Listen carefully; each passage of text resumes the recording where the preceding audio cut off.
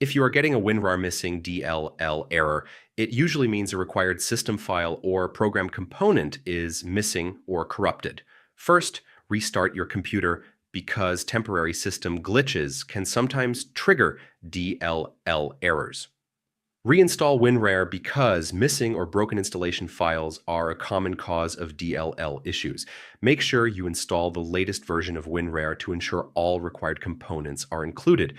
Check Windows Update and install all pending updates because missing system updates can cause DLL compatibility problems. Run a full antivirus scan because malware can sometimes delete or damage DLL files.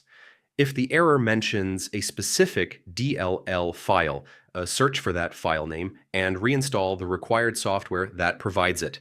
Move WinRAR installation to a default location if it was installed in a restricted folder. Run WinRAR as administrator to avoid permission-related loading issues. Try reinstalling Microsoft Visual C++ redistributable packages because many DLL errors are related to missing runtime libraries. If nothing works, uninstall WinRAR completely and reinstall it fresh to restore all missing components.